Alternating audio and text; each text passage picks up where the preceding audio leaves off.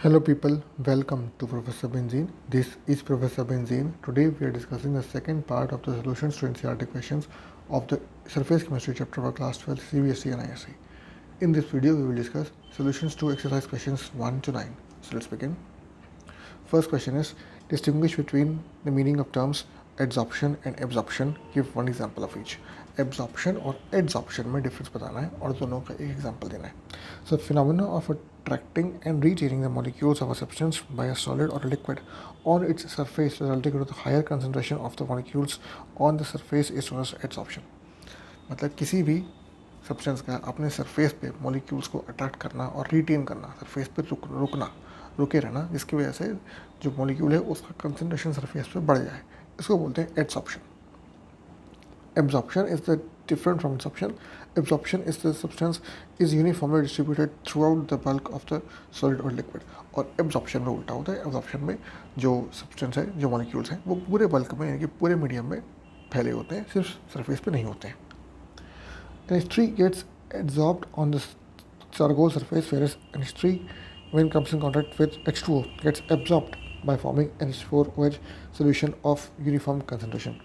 जैसे कि example ammonia जो है वो चारकोल के सरफेस पे एड्जॉर्ब होता है, सरफेस पे रुकता है और on coming in contact with water, जबकि वही अमोनिया पानी के साथ NH4OH एक यूनिफॉर्म कंसंट्रेशन का सोल्यूशन बनाता है कंप्लीट, यानी कि पूरे मीडियम पे डिस्पर्स होता है, फैल जाता है. What is the difference between physisorption and chemisorption? तो केमिसॉर्प्शन और फिजियोसॉर्प्शन में डिफरेंस क्या है? पहले बात करेंगे फिजियोसॉर्प्शन की. The adsorbate and adsorbent are held by weak van der Waals forces. फिजियोसॉर्प्शन में जो एब्जॉर्बेट है और जो एब्जॉर्बेंट है, यानी कि जिस सरफेस पे मतलब पार्टिकल अटैच हो रहा है वो और जो पार्टिकल अटैच हो रहा है वो दोनों बहुत वीक वैन डर वाल फोर्स से अटैच होते हैं. जबकि केमिसॉर्प्शन में the absorbate and the absorbent are held by forces similar to chemical bond. जबकि इसमें केमिसॉर्प्शन में बहुत स्ट्रॉन्ग फोर्स होते हैं इक्वल टू केमिकल बॉन्ड, जिससे कि अट्रैक्शन होता है दोनों का. Heat adsorption is of the order of 20 kilojoule per मोल. फिजियोसॉर्प्शन में जो हीट ऑफ एब्जॉर्प्शन है, जो हीट निकलती है that is 20 kilojoule per mole, जबकि in case of chemisorption it is 200 kilojoule per mole.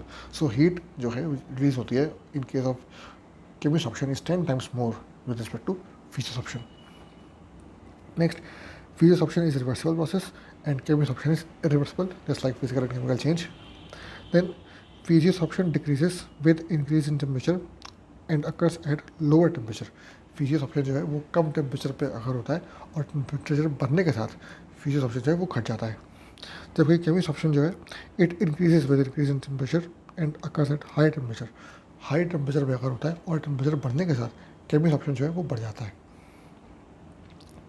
फिजियोसॉर्प्शन is not specific in nature, that is all gases are adsorbed on the solid surfaces of all solids to some extent. फिजियोसॉर्प्शन के case में सारी gases सभी solids के surface पे कुछ extent तक absorb हो जाती हैं, जबकि केमिसॉर्प्शन के केस में हाईली स्पेसिफिक एक particular type of bond form होता है, यानी कि specific elements only combine to form specific bonds. तो it is highly specific in nature. Physisorption is multi molecular layers may be formed on the adsorption. Adsorbent के ऊपर multi molecular layer बन सकते हैं, जबकि केमिसॉर्प्शन में क्या होता है usually uni molecular layer is formed on the adsorbent. Adsorbent के ऊपर यूनी मोलिकुलर सिंगल मोलिक्यूल की लेयर बनती है. ये एक और डिफरेंस है between physisorption and chemisorption. Next question, give reason why finely divided substance is more effective than as an absorbent. एक फाइनली डिवाइडेड सब्सटेंस जो है वो एक एब्जॉर्बेंट की तरह बेटर काम करता है. क्यों? फाइनली डिवाइडेड सब्सटेंस का जो सरफेस एरिया है वो लार्ज होता है, इसलिए it acts as better absorbent. Large surface area, better absorption. What are the factors which influence the absorption of a gas on a solid? किस फैक्टर की वजह से absorption of gas on solid effect होता है? तो nature of the absorbate, nature of absorbent and temperature and pressure. Temperature, pressure और absorbent का जो नेचर है इन चार चीज़ों पर डिपेंड करता है. Next, what is an adsorption isotherm? Describe Freundlich adsorption isotherm.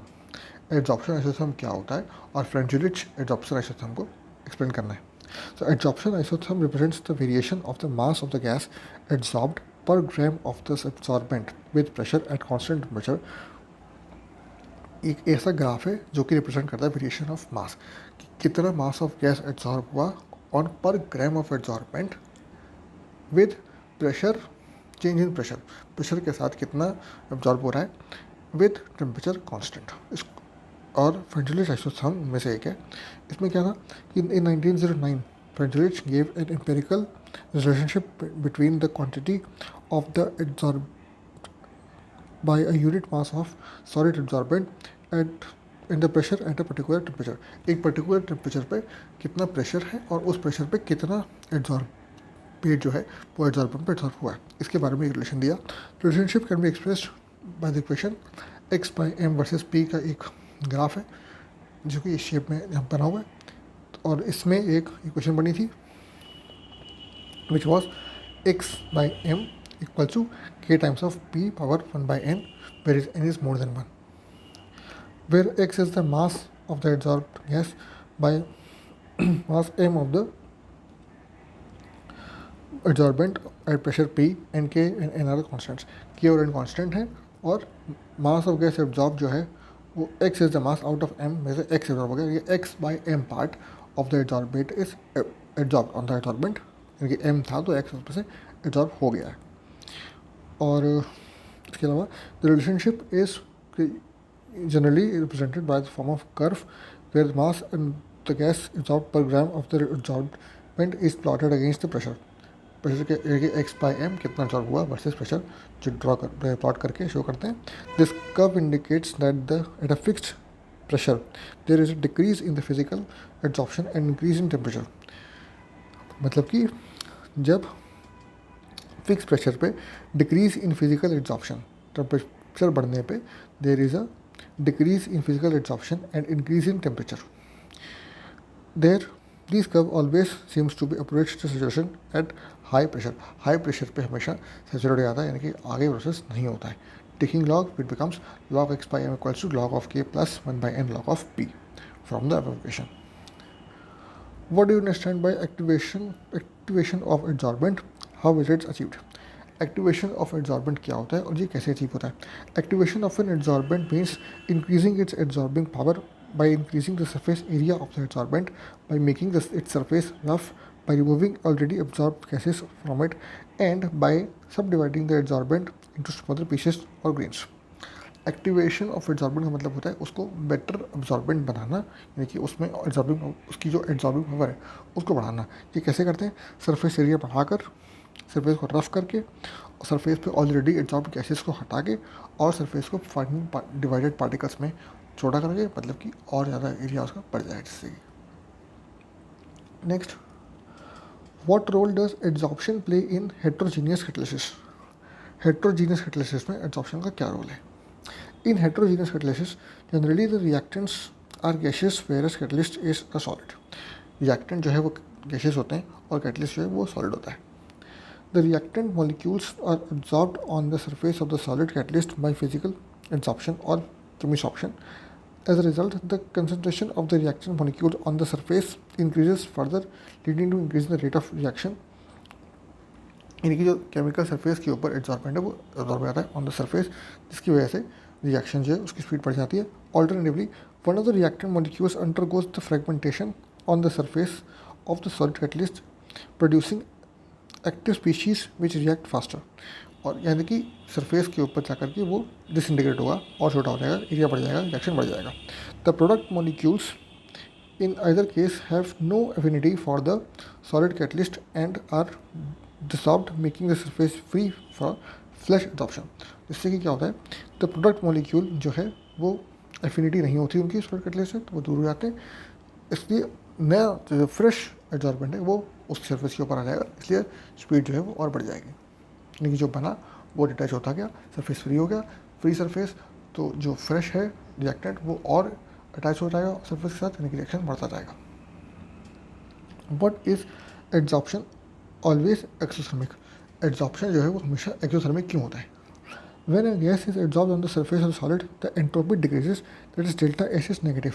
Now delta G equal to delta H minus delta S, हमको पता है from equation Gibbs free energy equation. For the process to be spontaneous, delta G must be negative.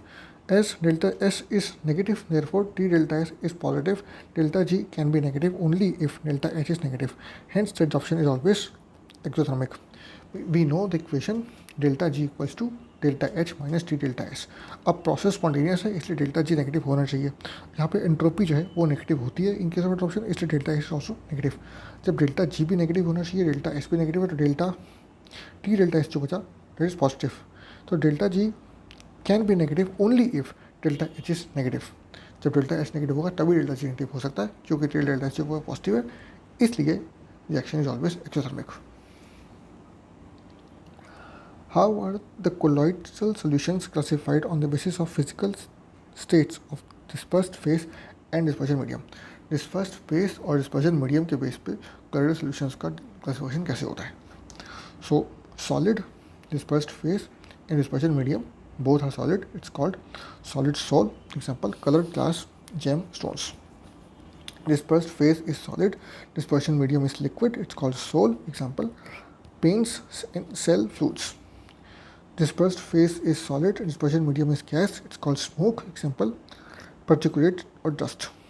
When it is liquid and solid, liquid dispersed phase and dispersion medium is solid, it's called gel. Example, cheese, butter and jellies. When liquid is dispersed phase and dispersion medium is liquid, liquid and liquid is called emulsion. Example, milk and hair cream. Liquid and gas, it's called aerosol, fog, mist and clouds. Gas and solid is called solid foam. Example, pumic stone and foam rubber. And gas and liquid is called foam, which is froth or whipped cream. तो दोस्तों इस video में इतना ही. अगर आपको video पसंद आया, अगर ये वीडियो आपके काम का था, प्लीज़ इसे लाइक करिए, चैनल को सब्सक्राइब करिए और इस वीडियो को अपने दोस्तों के साथ स्कूल में, कोचिंग में सब जगह शेयर करिए ताकि उन्हें काम आ सके. मिलते हैं अगली वीडियो में और क्वेश्चन के साथ बहुत जल्द. Thank you.